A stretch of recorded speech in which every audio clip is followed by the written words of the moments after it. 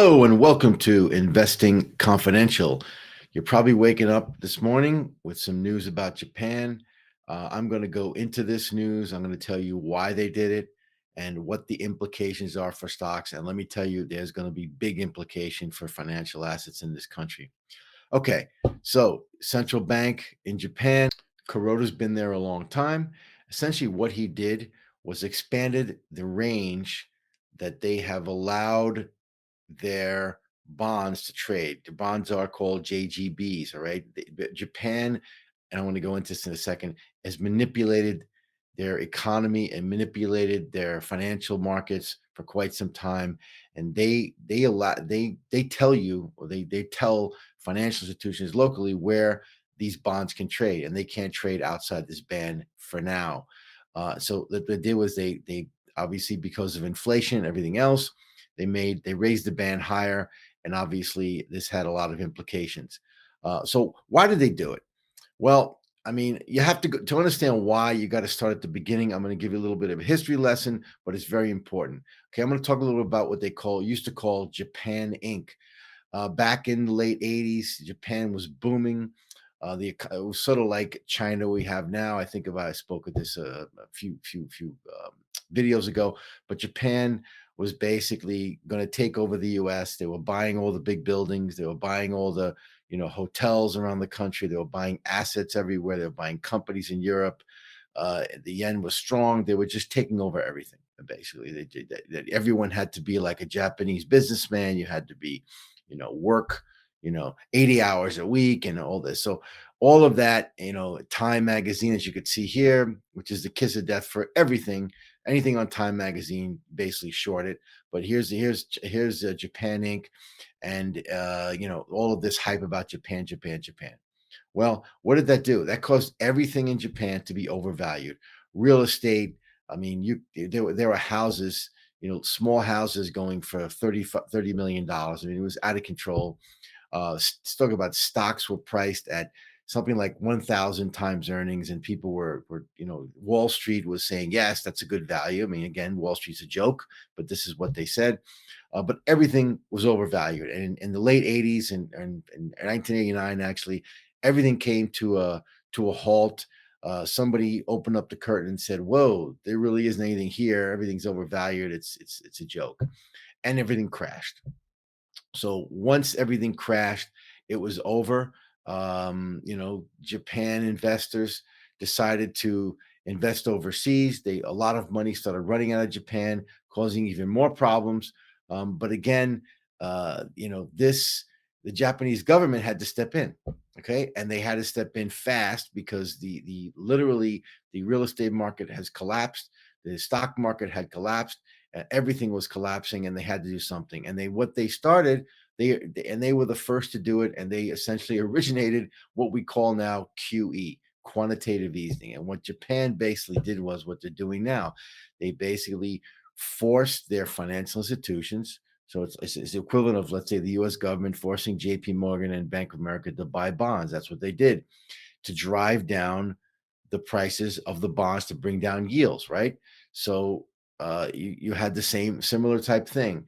They forced the banks to buy bonds. They lowered rates, and the central bank started this 30-year experiment to bring back the economy, because the economy crashed along with the real estate market and the stock market. And for 30 years they did it. It never worked.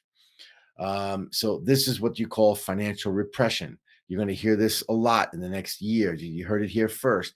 It's basically a government forcing its financial institutions to finance the economy. Okay, forcing the institutions. This worked. They drive rates to zero. The economy didn't crash, but it obviously did nothing for 30 years. And Japanese investors suffered literally for 30 years, and that's why they all went overseas.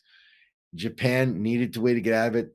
They've always been an export economy, and weakening the yen was good for exports, right? But then all of a sudden, the larger companies figured out they needed to, and they started investing overseas and building plants. And now Japan isn't as dependent on exports as it was before. So this 30-year experiment is over.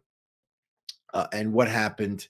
obviously last night. They decide to manipulate the ban. Again, this is an authoritarian government in terms of finance.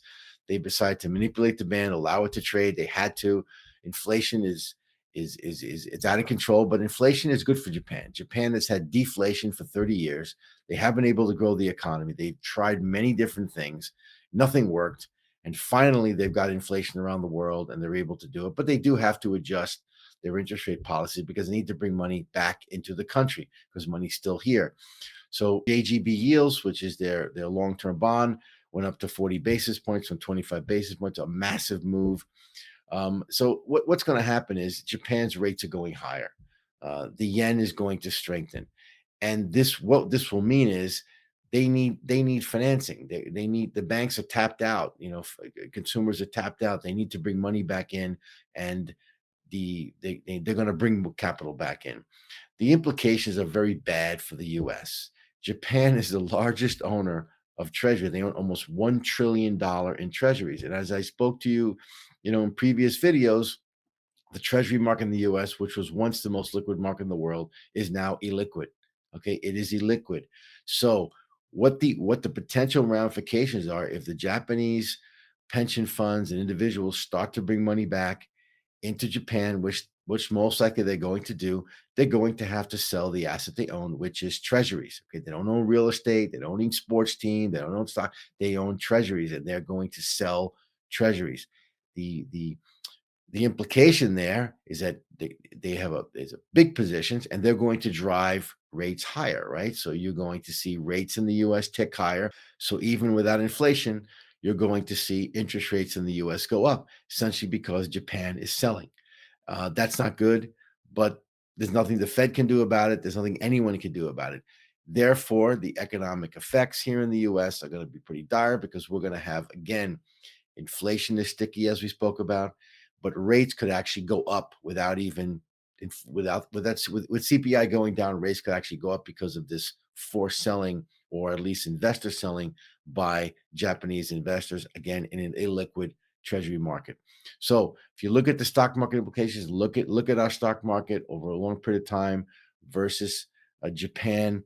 Obviously, it's US has outperformed pretty dramatically here. That's going to reverse, I believe. That's really going to reverse.